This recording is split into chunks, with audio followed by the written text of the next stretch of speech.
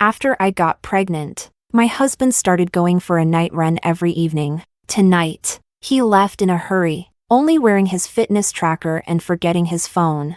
I accidentally stumbled upon a string of messages between him and his female colleague. "Wanna come over for dinner? Maybe you could have a taste of me, too. Not feeling very hungry tonight, but I do feel like having some of you." As he spoon-fed me chicken soup that evening, my stomach churned. If I'm not mistaken, he had just introduced this very colleague to my younger brother. Chapter 1. I belatedly picked up his phone and unlocked it. The password was still my birthday. As I scrolled down the chat, my vision grew blurrier with every message I read. They worked in the same office and chatted from morning till night. Charles had written to her, "I can't even bring myself to kiss her without makeup. Pregnant women have a smell. It's unbearable." A sharp pain tore through my chest, and a bitter ache spread through every inch of my body. When I confirmed my pregnancy, he had eagerly packed away all my makeup products. He was the one who used to hold me close, take a deep breath, and say I smelled like our little baby. The further up I scrolled, the more unbearable the messages became. My fingers trembled as I held the phone. A month ago, they had been together for the first time. The date? It was our wedding anniversary. Chapter 2.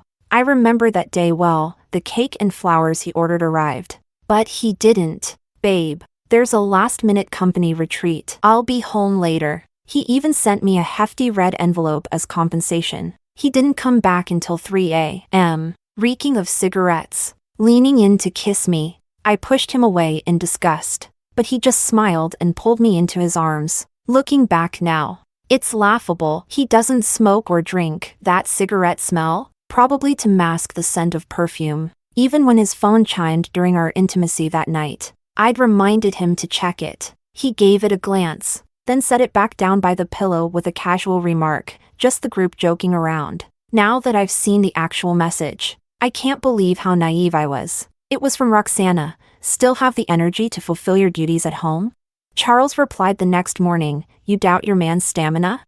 I had unknowingly become a pawn in their disgusting little game. It's unbearable to imagine. That morning, he warmed up milk and brought it to me in bed. He wouldn't let me get up, insisting I drink it from his hand before leaving for work. He even tucked me in, kissed my forehead, and said, "Get some more rest." I left breakfast warm in the pan, thoughtful to the point of perfection. We had been together since college, weathering even the infamous 7-year itch. The pregnancy, though unplanned, had disrupted our original plans. But Charles didn't hesitate. He'd called this baby a gift from the heavens. After I got pregnant, his affection seemed to grow even stronger, making me believe he was genuinely looking forward to this child. How naive I was. One line from their chat gutted me. "She's already pregnant. It's not like I can say no now, so I just have to deal with it." He was perfectly content to cheat, wipe his mouth clean,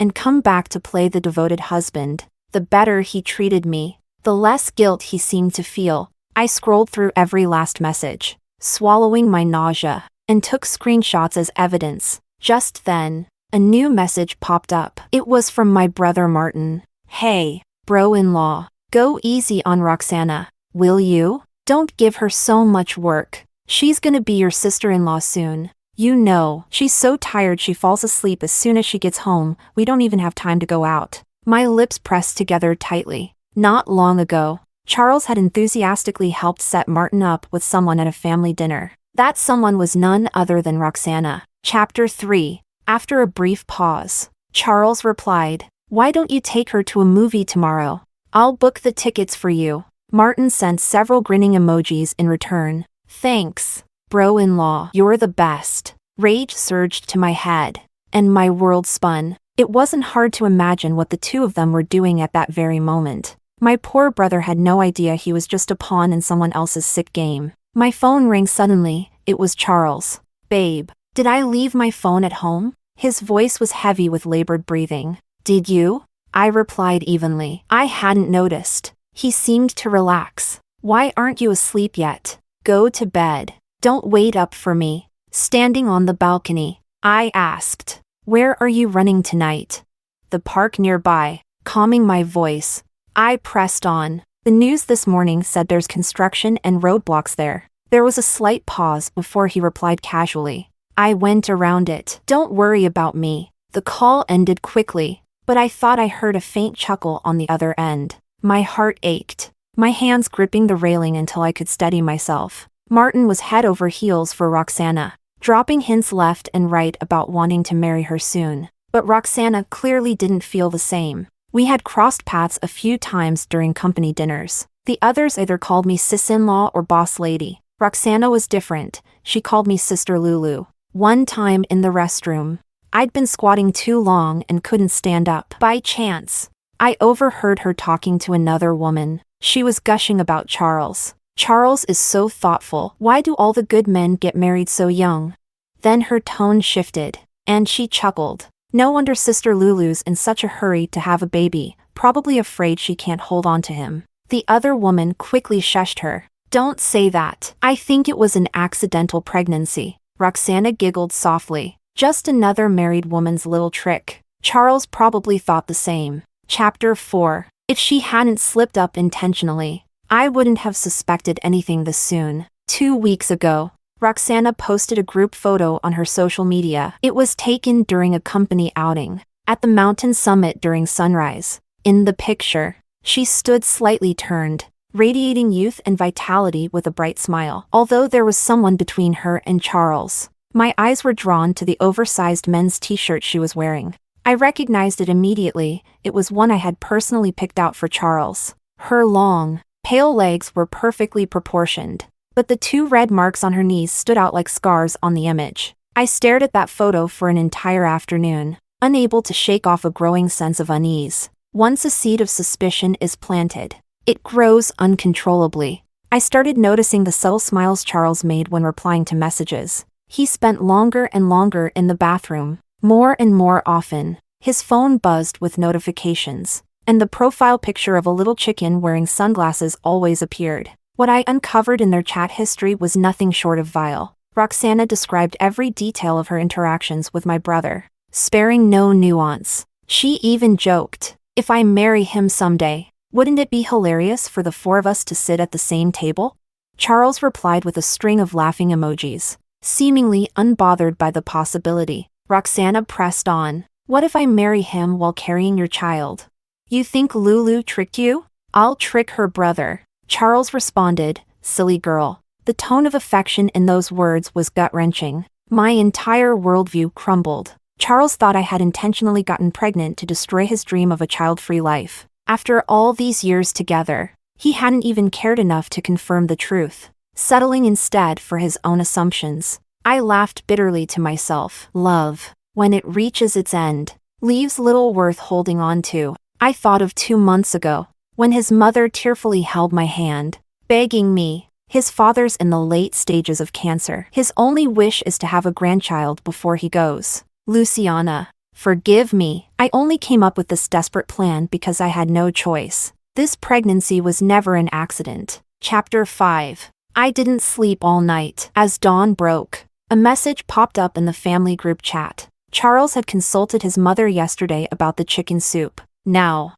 she had tagged him. I made a pot of soup. I'll bring it over later. I walked into the living room, only to find it empty. He still wasn't home. My heart sank. I splashed cold water on my face and hailed a cab to the hospital. At the registration desk, I signed up for a procedure. While waiting for the surgery, I added my family to the group chat. Martin, on his way to work, sent a puzzled question mark. The nurse called my name. Before entering the operating room, I dropped the screenshots of their chat history into the group chat. As I lay down, the lights above me felt blinding. I closed my eyes, a strange calm settling over me. My hand instinctively rested on my not yet showing belly. I wondered if the tiny life inside me could sense this goodbye. Tears slid from the corners of my eyes, soaking into the pillow. Charles had called this baby a gift from the heavens, but it was a lie he told himself. We had once promised to support each other for life. Seeing an old man in a wheelchair on a street corner,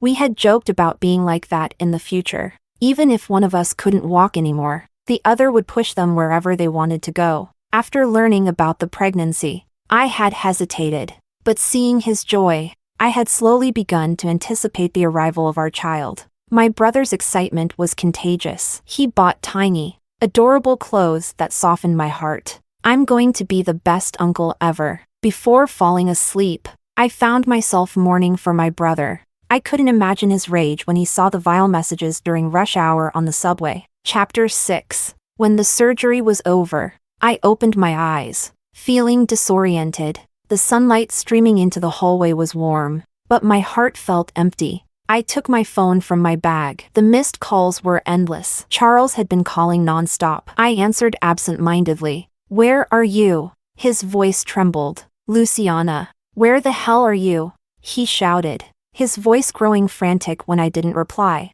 "At the hospital," I said coldly. "Tell your mom the baby is gone." I hung up immediately, unwilling to hear another word from him. Walking out, I scrolled through the family group chat filled with over 1,000 messages. Martin was probably the first to see the chat screenshots. His initial reply was to tag Charles. "You bastard. Where are you right now?" No one scolded him. After a long silence, my mother-in-law appeared in the chat. "Luciana, are you home? I'm coming over. Don't do anything rash with the baby." She kept tagging Charles, but there was no response. My mom, seemingly just piecing things together, asked bluntly, "Who is this woman?" Martin lost it completely, spamming the chat with furious 60-second voice messages. "Charles, you piece of shit. You set me up with garbage? How could you do this to my sister? To me?" Charles remained silent, leaving his mother to desperately explain and soothe everyone. As I scrolled to the bottom, the messages blurred together, feeling like a farce that had nothing to do with me. Every contact had a notification. They were all looking for me. Outside the hospital, I saw Charles stumbling toward me. He grabbed me, his eyes bloodshot. "Luciana, where's the baby?" "Gone." The color drained from his face. He stared at me, then at my belly, speechless. "Happy now?" I shoved the surgery report into his hand, opened a taxi door, and slammed it shut. As the car sped away, I saw my mother-in-law rushing toward him, hair disheveled. She screamed, hurling a thermos of soup at his head. What a waste of chicken soup. Chapter 7. I called my brother, and the choke in his voice made my chest tighten. "Come to the house, but keep your temper in check." He gave a muffled grunt in response, then suddenly asked, "Sis, are you okay?" "I'm fine," I said quietly, "but the baby is gone." "Shit," he spat, seething through gritted teeth. "Charles is a dead man." After hanging up, I forced myself to get up and start packing, looking around at the things we had slowly acquired together. Every item reminded me of our shared efforts. Right after graduating, Charles and I had rushed to get married. For a long time, I thought we'd found in each other the halves of our souls. We had a photo album from our travels, filled with pictures of all the places we'd been together. We once promised to explore the world, side by side, and take in all the beauty it had to offer. Now, every photo felt like a cruel joke, me leaning on him, and him grinning so freely. My brother lived nearby, and when he arrived, he froze at the sight of the chaos. He walked straight over, pulled me off the floor without a word, and wrapped me in a tight hug. The little boy who used to tug on my clothes with tears in his eyes was now a man towering over me. He patted my back gently, like I used to comfort him, soothing me as if I were a child. "Cry, Luciana," he murmured, his voice trembling. "Let it out, it'll hurt less." I could hear the hitch in his voice, see the redness in his eyes. He'd already cried before coming in. I couldn't hold back anymore. The tears I'd suppressed all night came flooding out until I felt lightheaded. The sound of hurried footsteps broke through the silence outside. My rationality returned as my brother wiped my tears away with a rough hand. "Don't worry," he said firmly, his jaw tight. "I've got you." He turned toward Charles, his face dark, and swung a hard punch straight into his jaw. Charles grunted, staggering but managing to stay upright. "Where's Roxana? Where are you hiding her? Can't even answer your damn phone?" Breathing heavily, my brother raised his fist again. My mother-in-law quickly stepped between them. "Martin, he's still your brother-in-law." I couldn't help but laugh bitterly. Not for much longer. Charles turned to me, Stunned. Chapter 8. I pulled out the divorce papers I'd already prepared and placed them on the table. Charles. Let's get divorced. He narrowed his eyes at me, his expression more disdainful than shocked. My mother-in-law, now panicking, grabbed my hand. Luciana, did you really get rid of the baby? When I didn't respond, she broke into sobs, clutching her chest and wailing. A perfectly good child, how could you just say no and be done with it?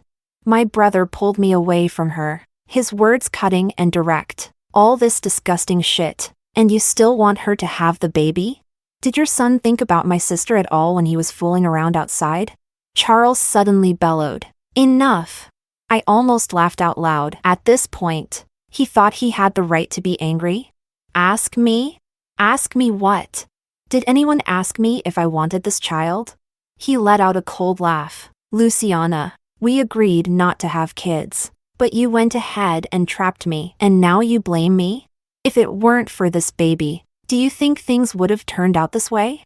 He took a deep breath, looking around the room. Every day, I work to support this family, then come home and cater to you, for a kid I never wanted. Look at our lives now, what's the point?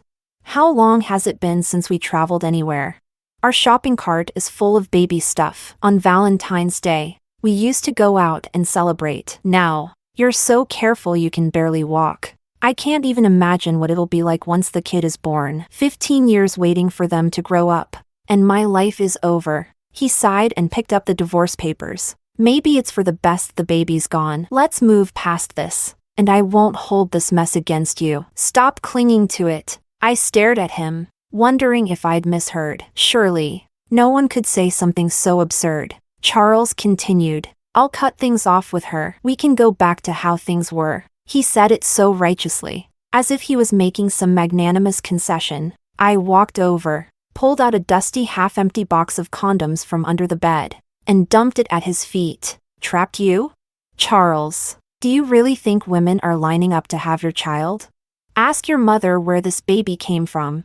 Chapter 9. My mother-in-law grabbed her bag and began hitting Charles repeatedly, crying out, How did I raise someone like you? She was sobbing so hard she could barely catch her breath, cursing Charles for only thinking of himself. Your father was diagnosed with terminal cancer at the beginning of the year. If it weren't for him, why would I have done something like this? She confessed that she had poked holes in the condoms and had come over daily to cook for us. The truth was, she had been adding special ingredients to the tea and soup she prepared for Charles. Even the traditional medicine she insisted we take on schedule was part of the scheme. I've done everything I could to help Luciana conceive quickly. Everything! Charles stood frozen, as if struck by lightning. I thought of his cruel words to Roxana about me. I think she drugged me. That's why I was so out of control back then. To which Roxana had laughed. You still seem pretty out of control now. The memory of their vile conversation made me sick all over again. I shoved the pen into his hand. Sign it. I didn't bother with words of forgiveness. I hated him from the depths of my soul. He hesitated, trembling as he reached for the pen but stopped halfway. His mother collapsed to the floor, still sobbing uncontrollably. How am I supposed to face your father now?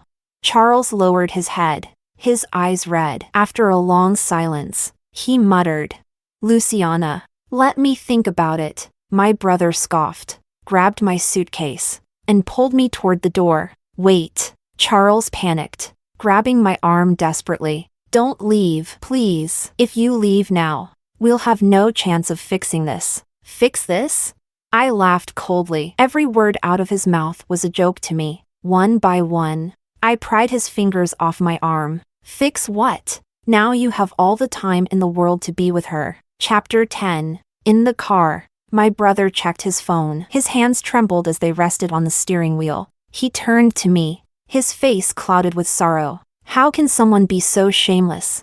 On his screen was a message from Roxana. Now that you know everything, there's nothing more to say. I just can't resist him. Everything about him draws me in. My brother slammed the steering wheel hard. Damn it, I can't take this anymore. He dialed her number, but it went straight to voicemail. Clearly, she had blocked us completely. A tear escaped from the corner of his eye. He wiped it away quickly, as if embarrassed. I was so stupid. I even convinced Mom to buy her wedding jewelry early. Only now did I realize that Roxana and my brother had already been discussing marriage. She acted so innocent in front of me while doing all this. Disgusting.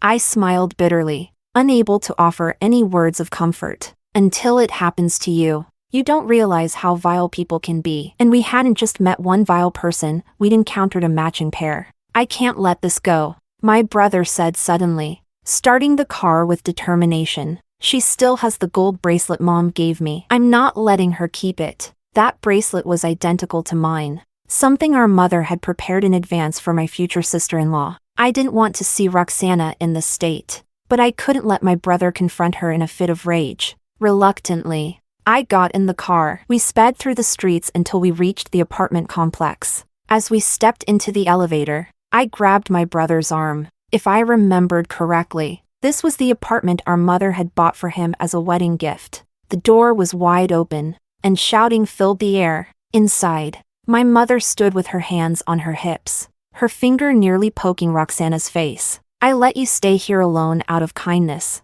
and this is how you treat my son and daughter.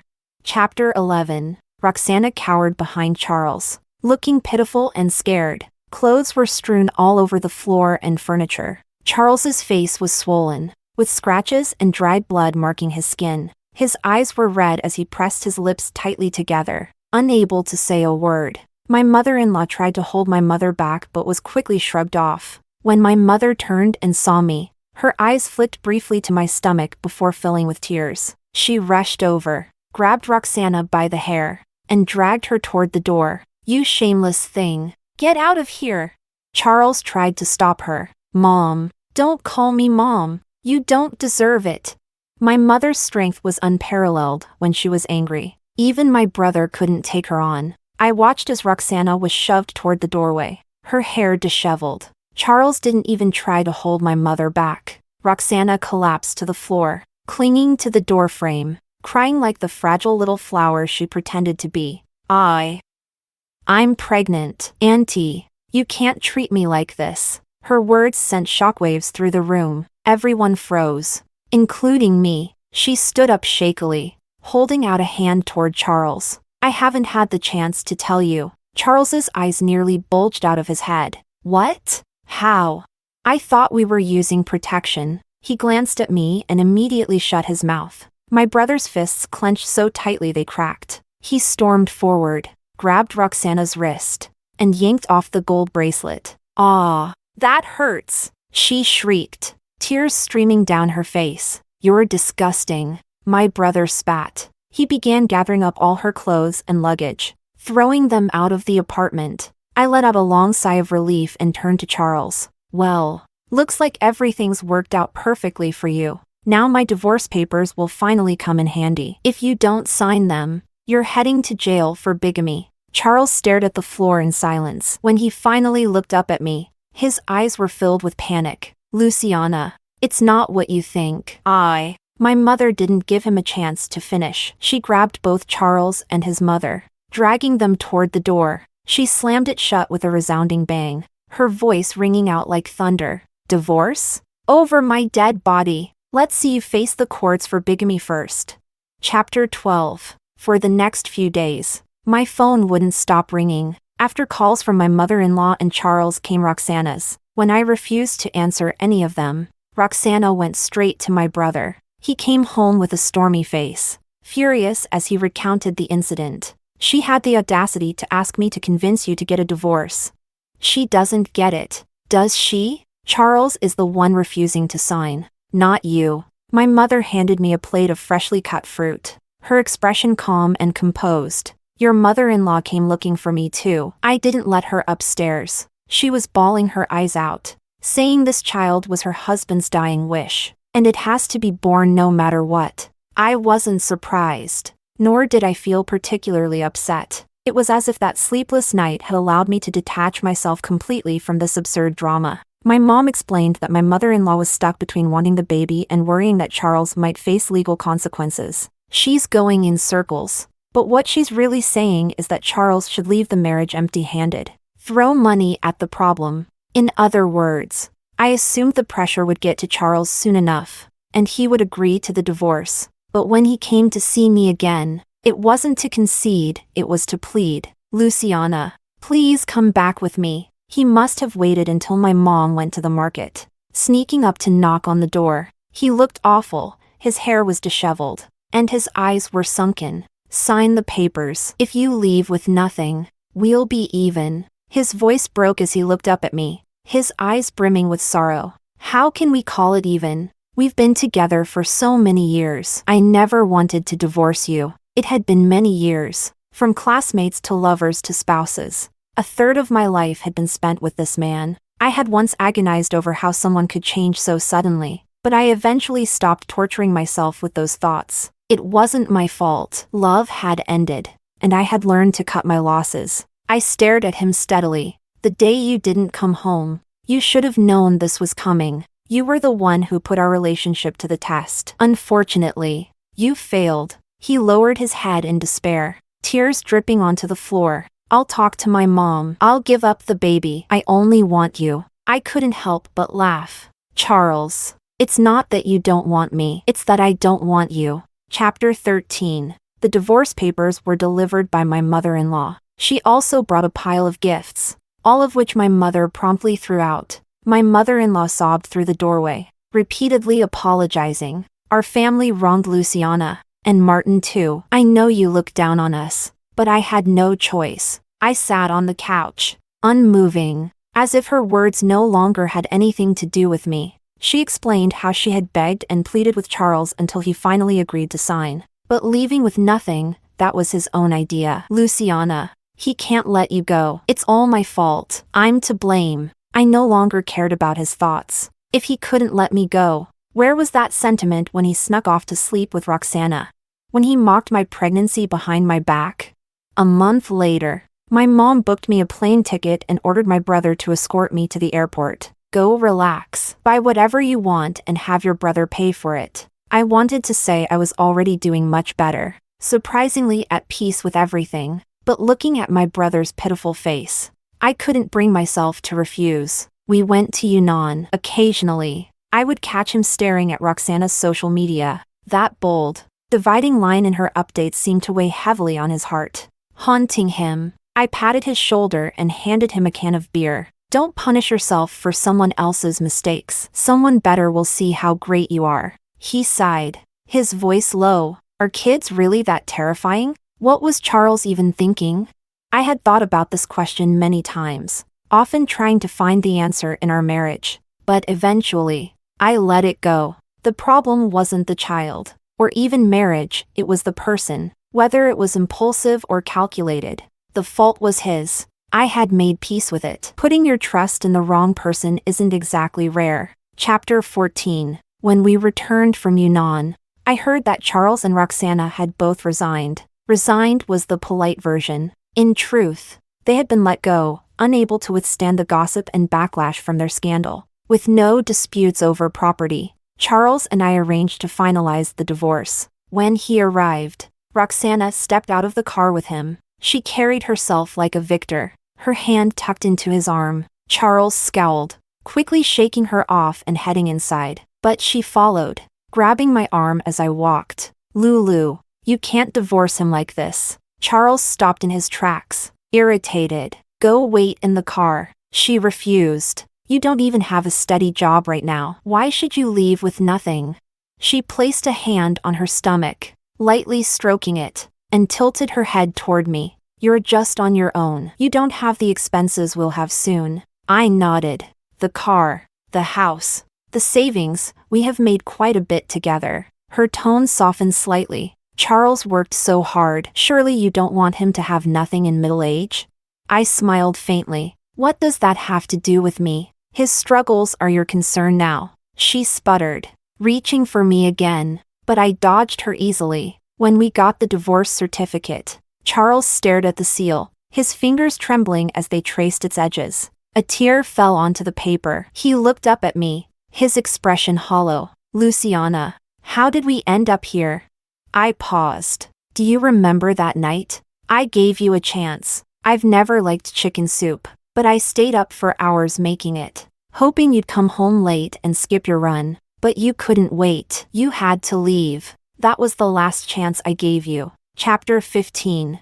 I ended my vacation early and returned to work. Life seemed to regain its calm rhythm. I spent my free time socializing and meeting new friends. Sometimes, young women at the office noticed my brother dropping off things for me with flushed faces. They'd ask about him. Not long after, my mom mentioned that my brother was attracting some romantic attention. One girl in particular left a great impression on me, bright, cheerful, and genuine. As they began dating and going out more, I watched my brother gradually regain his old spark. With all ties to Charles cut off, it was as if he had disappeared from my life entirely. Months later, my mom casually brought up his name during dinner. Someone at the supermarket saw him buying a pile of instant noodles. Curious, I asked around. Turns out he's renting a place by himself now. That woman is living with his parents. Her belly's quite big, but Charles refuses to marry her. My brother slammed his bowl down and got up abruptly. I'm done. Without another word, he walked out the door, his face stormy. My mom glanced at me nervously. That heartless man hasn't tried contacting you, has he?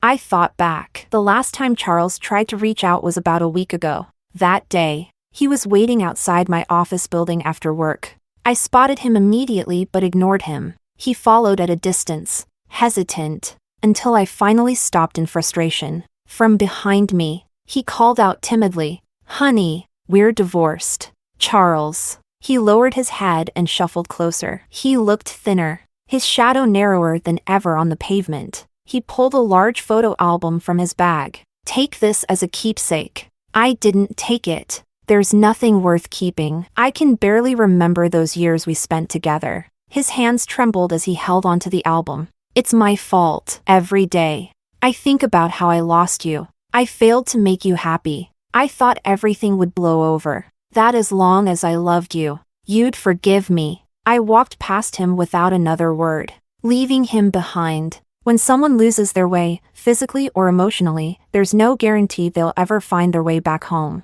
Chapter 16. The last thing I expected was for Roxana to show up at our house. My brother opened the door, and the moment he saw her, his face turned cold. He moved to shut the door, but she blocked it. "Martin, don't abandon me," she pleaded.